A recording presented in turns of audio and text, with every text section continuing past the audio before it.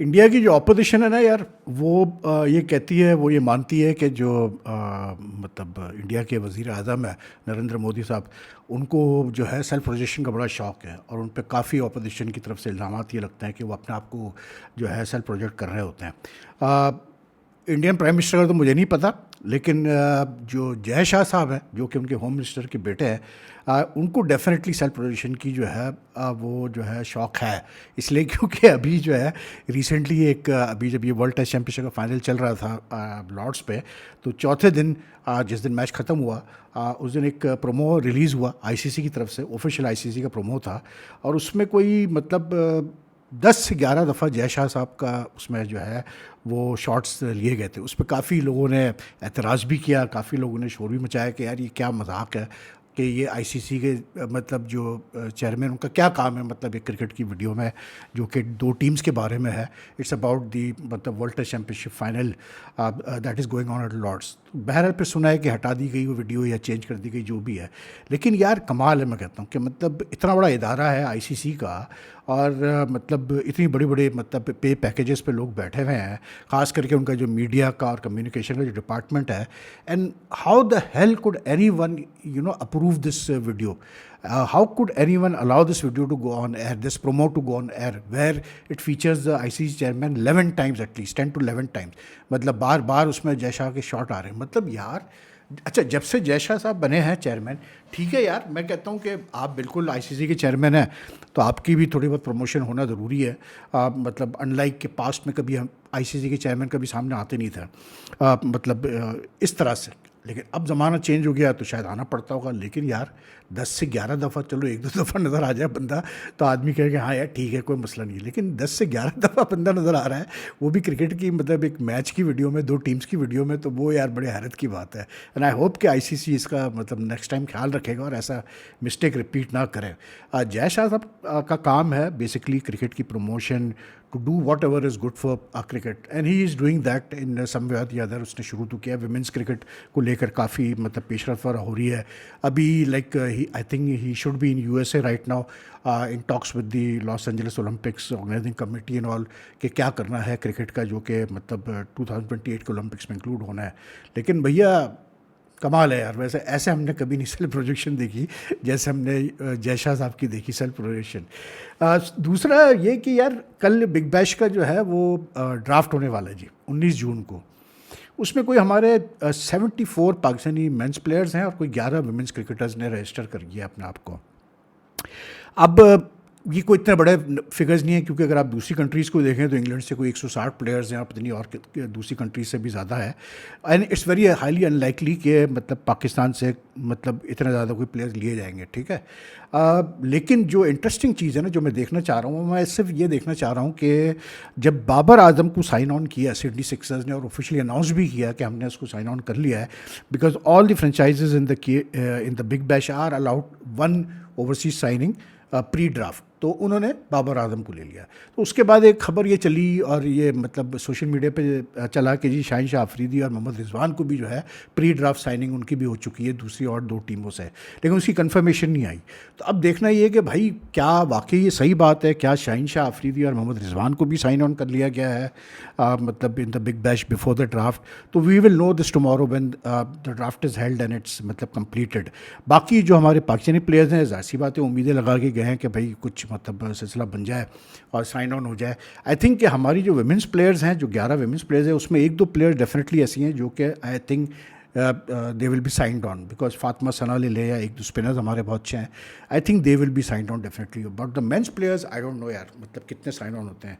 लेकिन जैसे मैंने पहले भी अपनी वीडियोज़ में कहा है कि यार हमें मतलब किसी भी फ्रेंचाइज की बेसिस पे कि फ्रेंचाइज कितने प्लेयर्स को साइन ऑन करता है, उस बेसिस पे अपने प्लेयर्स को जो है वो असेस करना भी नहीं चाहिए, ना रेट करना चाहिए, क्योंकि like I always keep on saying कि आप जो फ्रेंचाइज क्रिकेट होती है वो बिल्कुल अलग ही टाइप की क्रिकेट होती है, एंटरटेनमेंट होता है, उसका कोई मुकाबला नहीं है इंटरनेशनल क्रिकेट से, टेस्ट क्रिकेट वगैरह से।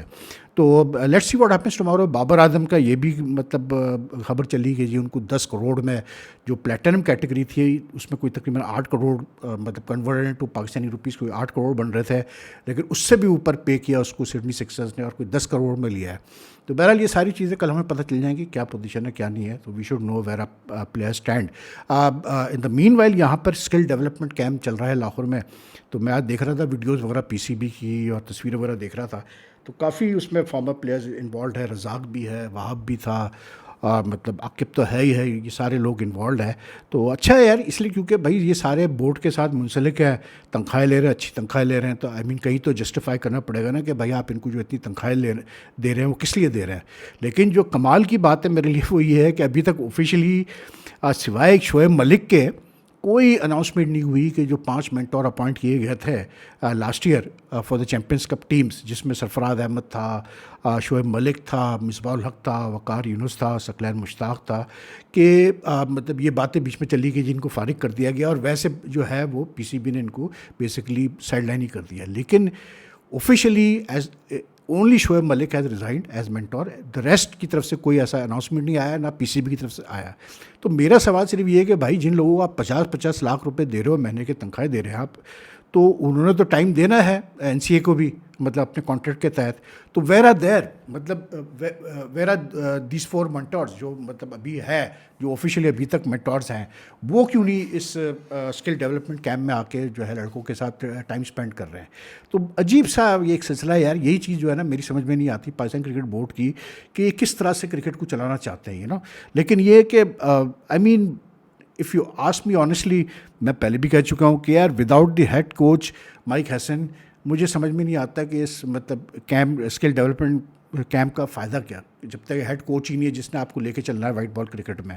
लेकिन बहरहाल चले, कोई एक्टिविटी तो करनी थी पाकिस्तान क्रिकेट बोर्ड ने, तो उन्होंने कहा चलो हम ये एक्टिविटी कर लेते हैं। तो ठीक है यार, सभी है, बाबर आजम, रिजवान वगैरह सब नहीं अटेंड की कर रहे हैं उसको, माँ सिवा उन प्लेयर्स के जो कि काउंटी क्रिकेट खेल रहे हैं, बाकी तो सारे या यूएसए में लीग क्रिकेट खेल रहे हैं, उसके अलावा तो सभी अटेंड कर रहे हैं उस कैंप को। तो ठीक है, सम एक्टिविटी होना बहुत ज़रूरी है।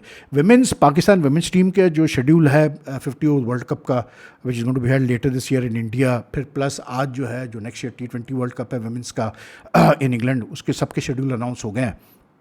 और जो मतलब 50 ओवर्स का वर्ल्ड कप है विमेंस का, उसमें तो ये चीज़ अब वाज़े आ गई है सामने कि जी जो क्योंकि the world cup is being hosted in Sri Lanka and India, तो पाकिस्तान अपने सारे मैच जो है श्रीलंका में ही खेल रहा है। And that includes the fact कि अगर सेमीफाइनल पहुंचता है पाकिस्तान, तो पाकिस्तान वुमेन्स टीम जो है सेमीफाइनल भी श्रीलंका में खेलेगी।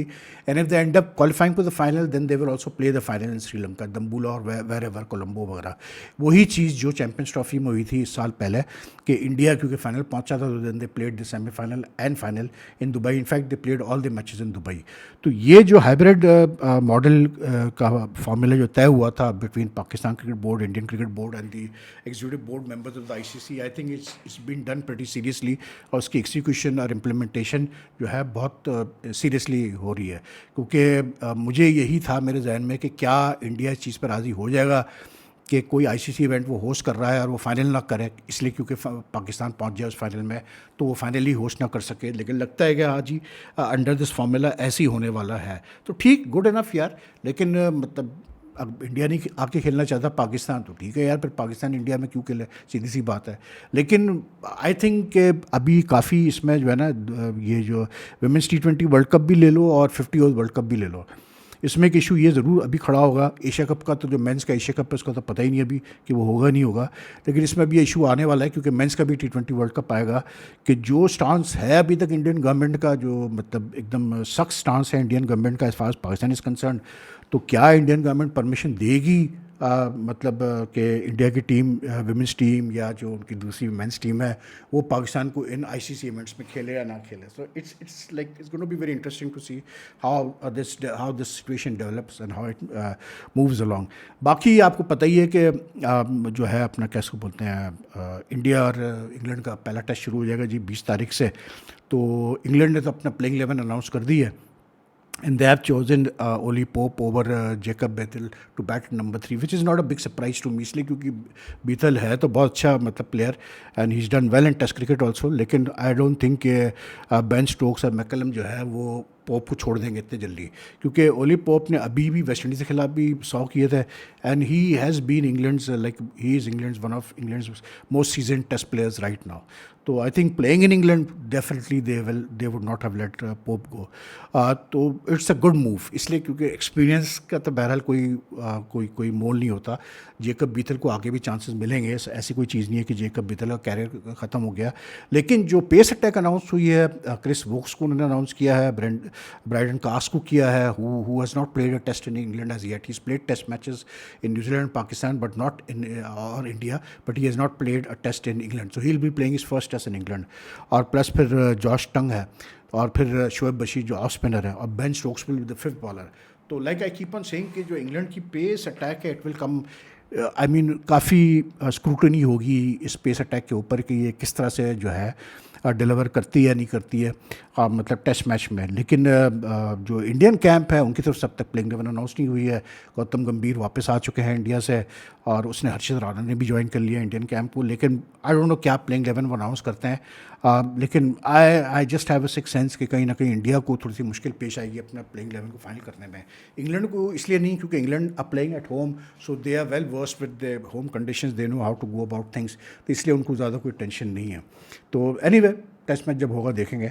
बाकी एक जो इम्पोर्टेंट खबर है ना, दैट इज़ दैट जो मुंबई हाई कोर्ट है, उन्होंने एक कोई 2011 में कोची टस्कर्स की टीम खेली थी आईपीएल में, उनका फिर जो 2012 में बीसीसीआई ने कैंसिल कर दिया था, उनकी मतलब जो है फ्रेंचाइज शिप जो है कैंसिल कर दी थी। तो उन्होंने फिर क्लेम किया था डैमेजेस अगेंस्ट बीसीसीआई। तो 2015 में जो आर्बिट्रेटर था या आर्बिट्रेशन कोर्ट थी, उन्होंने कोई 538 करोड़ अवार्ड किए थे कोची टस्कर्स को। उन्होंने कहा था कि बीसीसीआई पे करेगा इनको। लेकिन फिर वो 2015 से वो बात अभी चलते चलते 2025 तक आ गई। तो वो फिर मुंबई हाई कोर्ट में बात गई थी। तो मुंबई हाई कोर्ट ने आज ये कल जो है उन्होंने फैसला कर दिया कि जी कैसे बोलते हैं अपना वो जो आर्बिट्रेटर का फैसला है वो सही था, और 538 करोड़ जो है वो देने हैं बीसीसीआई को कोची टस्कर्स को एज डैमेजेस। तो I think that's a very huge amount, क्योंकि कितनी भी रिच क्रिकेट बोर्ड हो भाई, लेकिन 530-40 करोड़ निकल जाए आपके एक झटके में, तो भैया फिर कोई भी हिल जाए। एंड मतलब if you convert that to Pakistani rupees, that comes to close to 1500 crore, तो बहुत पैसा है भाई। तो बहरहाल जो उनका बीसीसीआई का लॉयर है वो कह तो रहा है कि अभी हमारे पास 2-3 हफ्ते हैं, हम अपील करेंगे सुप्रीम कोर्ट में, करें या नहीं करें हम सोचेंगे उसके ऊपर। लेकिन ये है कि अपील भी करेंगे तो होता ही है कि जब आर्बिट्रेशन भी जो है वो कोची टस्कर्स के फेवर में गई है, हाई कोर्ट का फैसला भी कोची टस्कर्स के फेवर में गई है, तो they are very strong chances कि सुप्रीम कोर्ट में भी फैसला चेंज नहीं होगा। But it's a big like बड़ा झटका है भाई बीसीसीआई के लिए, सीधी सी बात है। 538 crore is a lot of money यार, there is no two ways about it. बाकी मतलब ऐसी कोई ख़ास चीज़ तो नहीं है। साउथ अफ्रीका ने टीम अनाउंस की है for the 2 test series in 2 test matches in Zimbabwe which begin from June 29। And as expected उन्होंने अपने कुछ जैसे एडन मार्कम को, मार्को येंसन को, रबाडा को, और भी कुछ प्लेयर्स को उन्होंने रेस्ट दिया है जो अभी जीती है world test championship final. And they have given their मतलब बैकअप प्लेयर्स अ चांस। उसको ब्रेविस को कह रहे हैं कि शायद डेब्यू कराएंगे, जुबैर हमजा को वापस से खिलाएंगे, तो दैट्स अ गुड मूव।